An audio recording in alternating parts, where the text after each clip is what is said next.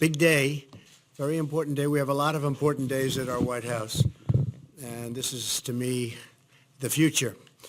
I want to thank you all for being here to discuss a critical issue for our country's future, winning the race to be the world's leading provider of 5G cellular communications networks. It's all about 5G now. We were 4G, and everybody was saying we have to get 4G, and then they said, before that, we have to get 3G. And now we have to get 5G, and 5G is a big deal, and that's going to be there for a while. And I guess at some point we'll be talking to you about number 6. What do you think? Do you think that's true, Ajit? But right now we want to be the leader in this. We're the leader in almost everything else. And we're grateful to be joined by FCC Chairman Ajit Pai, who's been doing a fantastic job, and Deputy Secretary of Agriculture, Stephen Sensky. Thank you very much, Stephen. Appreciate it. And tell Sonny hello. He's doing a tremendous job, really tremendous. Secure 5G networks will absolutely be a vital link to America's prosperity and national security in the 21st century. 5G will be as much as 100 times faster than the current 4G cellular networks. It will transform the way our citizens work, learn, communicate, and travel. It will make American farms more productive, American manufacturing more competitive, and American health care better and more accessible. Basically, it covers almost everything when you get right down to it. Pretty amazing. And just as 4G networks paved the way for smartphones and all of the exciting breakthroughs, they made possible so many things. This will be more secure and resilient. 5G networks will also create astonishing and really thrilling new opportunities for our people, opportunities that we've never even thought we had a possibility of looking at. We cannot allow any other country to outcompete the United States in this powerful industry of the future. We are leading by so much in so many different industries of that type, and we just can't let that happen. The race to 5G is a race America must win, and it's a race, frankly, that our great companies are now involved in. We've given them the incentive they need. It's a race that we will win. In the United States, our approach is private sector driven and private sector led. The government doesn't have to spend lots of money.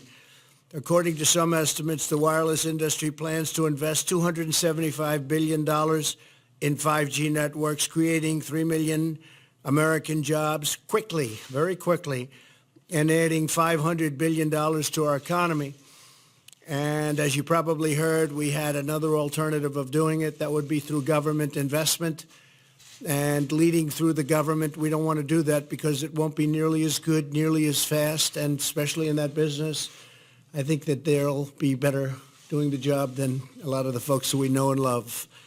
To accelerate and incentivize these investments, my administration is focused on freeing up as much wireless spectrum as needed. We're going to free it up so they'll be able to get out there and get it done, and removing regulatory barriers to the build-out of networks. As Chairman Pai will discuss with you in a moment, the FCC is taking very bold action, probably bolder than they've ever taken before. It's a new frontier to make wireless spectrum available.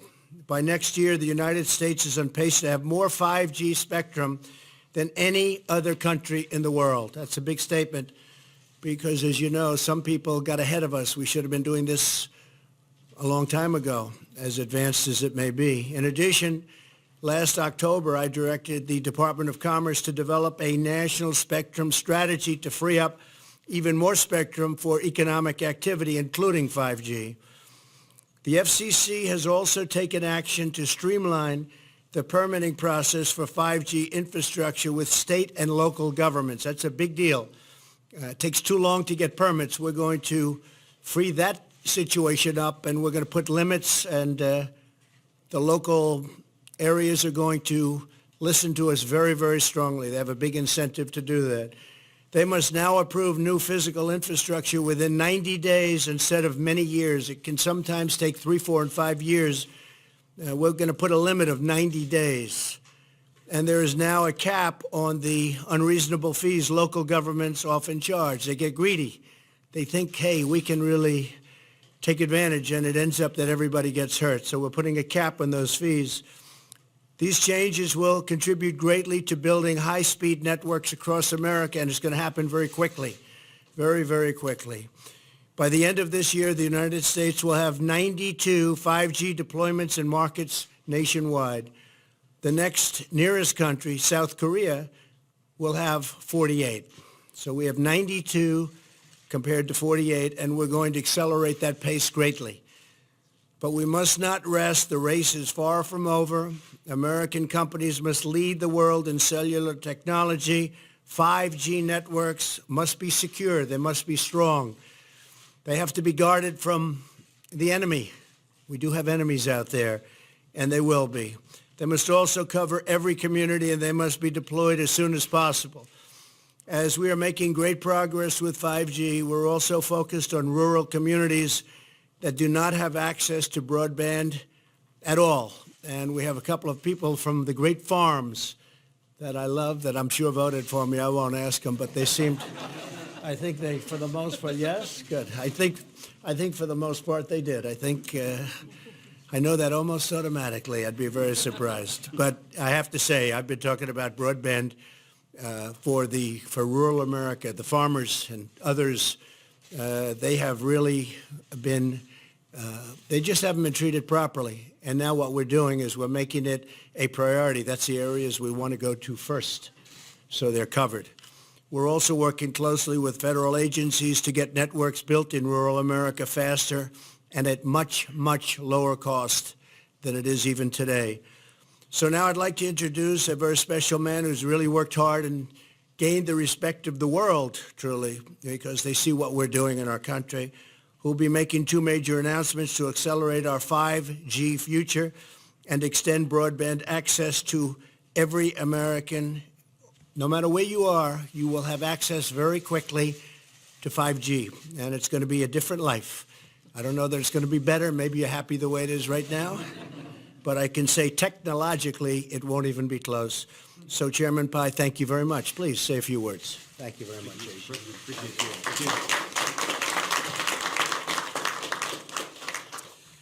Well, thank you, Mr. President, for your compelling vision of U.S. leadership on 5G.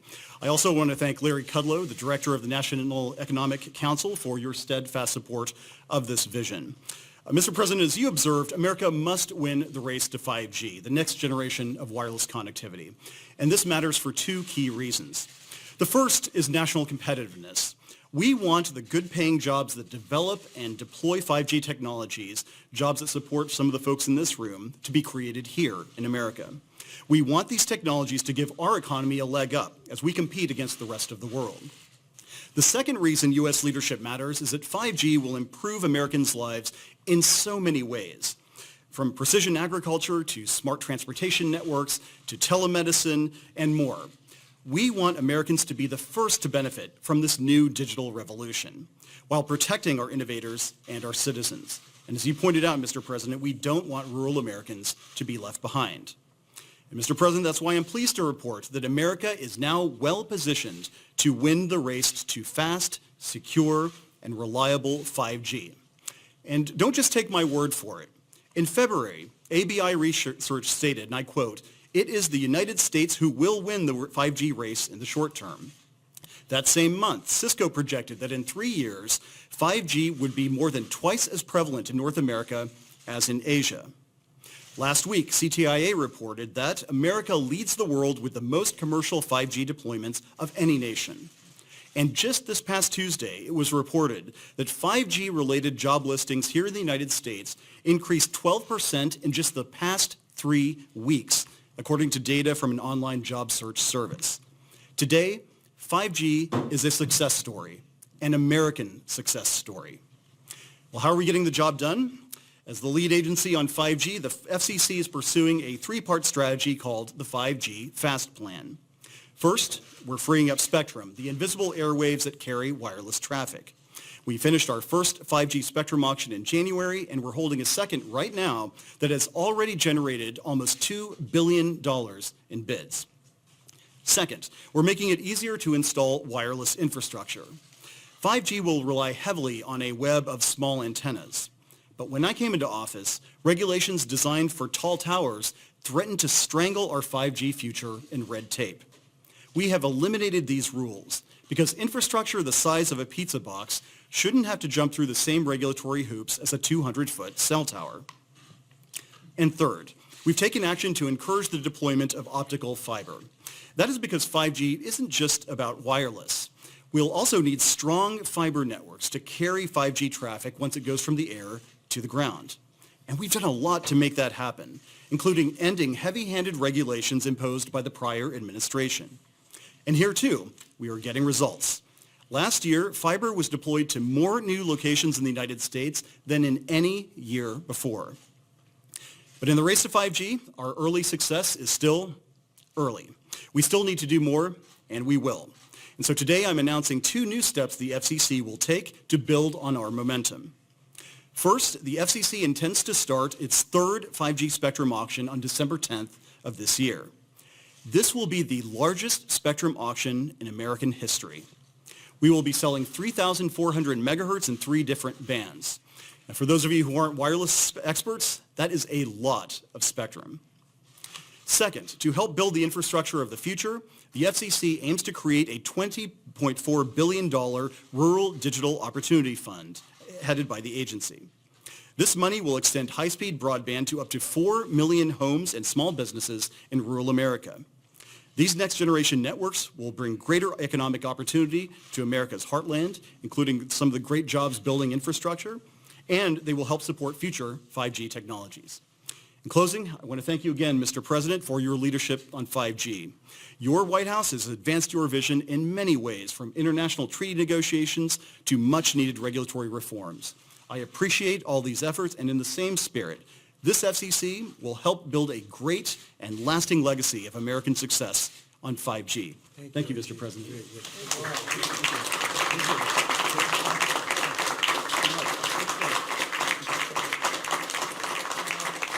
Ivanka worked very hard on this. Maybe say a couple of words, Ivanka. Please.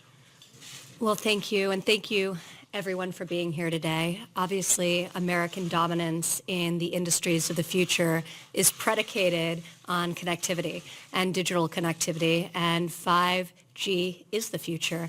And so I think everyone in this room feels very comfortable to know it's in your very capable hands. And President, we thank you for your leadership on this critical issue. And I'm so glad that we were able to include in today's discussion our priorities on rural broadband. So that is something that from the earliest days of the administration, we've sought to really deliver on. And with today's announcement, in addition to the milestones that have been achieved over the last 2 years, we can say that we're bringing 5G and rural broadband across this country. So really, thank you. Thank you, Annie.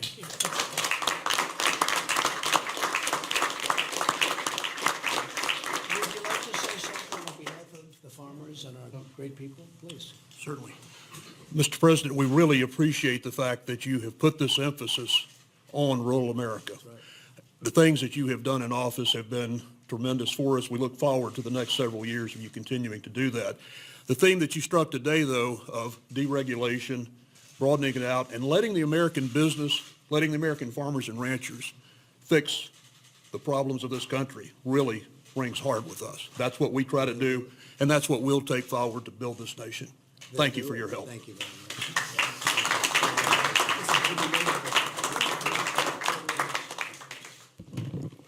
much. Mr. President, Chairman Pye, on behalf of the National Association of Tower Erectors, our 900 member companies, we build, deploy, and maintain the wireless infrastructure of this nation.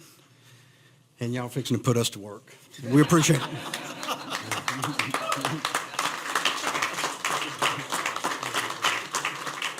And your people do an incredible job, Jimmy. Thank you very much. What a great job. And they go up high. How high do you go? I've been up there 100 foot. Yeah. And somebody said 200 feet and sometimes more. It's a long way up. And you feel very safe, right? Who said 200? 1,000. 1,000? Come here. Come here. How high do you go? Up to 1,000 feet. I don't want that job. Thank you very much. Thank you all very much. I appreciate it. It's going to be a great, great thing.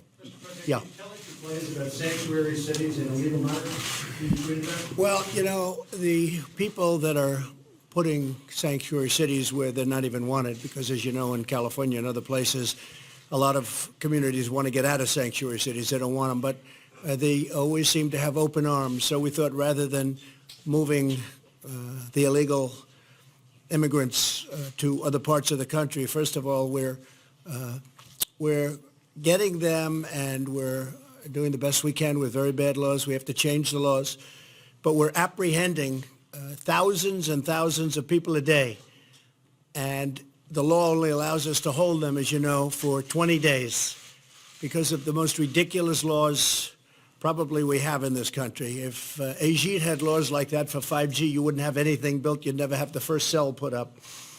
But we have horrible, old-fashioned laws that are put in by the Democrats. We're willing to change them. We can do it in, I used to say 45 minutes. We can do it in 15 minutes, whether it's catch and release or chain migration or any of them.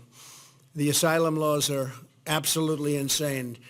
They come up, in many cases, they're rough gang members. In many cases, they're people with tremendous crime records, and they're given a statement to read by lawyers that stand there waiting for them. Read this statement, and it says, I have great fear for my life. I have great fear for being in my country, even though in some cases, some of these people are holding their country's flags and waving their country's flags, and then they talk about the fear they have of being in the country, that the flag they were waving freely. So we are looking at the possibility, strongly looking at, to be honest with you.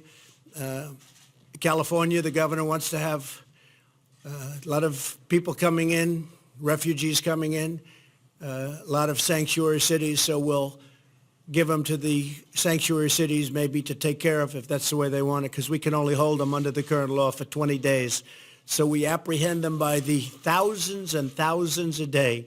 I have to say, Border Patrol has been incredible. The job they're doing is incredible. The wall is going up. It's going up fairly rapidly. We're doing another big section. We start another big section tomorrow, but we're building miles and miles of wall. And we're going to have, I think we'll be close to 400 miles built by the end of next year. And we need that. Just got back from Texas, and some of the ranchers told me, you look at Brooks County, you look at other places, some of the ranchers told me your bodies lying all over the land of people where the coyotes give them a can of soda and they give them a sandwich, and they say Houston's 300 miles in that direction. And the people don't know what that means. That means they can't make it. That means they have no chance, and they die. It's something I never heard. I never heard it to this extent. Many people die, and they'll say, just head in that direction. And we are doing a lot about it. If we had the wall, we wouldn't have that. If we had the wall, people wouldn't be coming up. Mexico is now apprehending and bringing back to the various countries that we're talking about, Honduras, Guatemala, El Salvador. They're bringing people back to those countries, Colombia to a certain extent, and they're going back to those countries. But we could fix that in so fast if the Democrats would agree. But if they don't agree, we might as well do what they always say they want. We'll bring the illegal, really you call them the illegals. I call them the illegals. They came across the border illegally. We'll bring them to sanctuary city areas and let that particular area take care of it, whether it's a state or whatever it might be. California certainly is always saying, oh, we want more people, and they want more people in their sanctuary cities. Well, we'll give them more people. We can give them a lot. We can give them an unlimited supply. And let's see if they're so happy. They say we have open arms. They're always saying they have open arms. Let's see if they have open arms. The alternative is to change the laws, and we can do it very, very quickly, very easily. Okay? Okay? More troops on the border as well? And we're going to put more troops on the border. Yeah, we're going to. And, you know, the thing is, our country is doing so well economically. We're setting records that a lot of people are coming up for that reason. A lot of people are coming up for bad reasons, too. We have a lot of very, very bad people with big criminal records trying to get through. And the Border Patrol's done an incredible job with them. Those are our focus. They really have done a really incredible job. And when they have been through and when they've been let through over the years, ICE all over Long Island, and they come and they get them and they take them back and we get them the hell out of here. That's happening all over our country. ICE, but the job that ICE and that really Border Patrol does is an incredible job. And law enforcement in this country the job they're doing is really incredible. You know, I don't know if you saw the crime stats, but the statistics are that crime is way down in our country over the last year, way down. And so that's despite all of the problems we have at the border. And we're straightening that out. So on sanctuary cities, as per your question, we are giving very strong consideration to having people after a 20-day period, because, again, you're not allowed legally to hold them for more than that. We will move them into sanctuary cities. Thank you very much, everybody. Thank you. Thank you.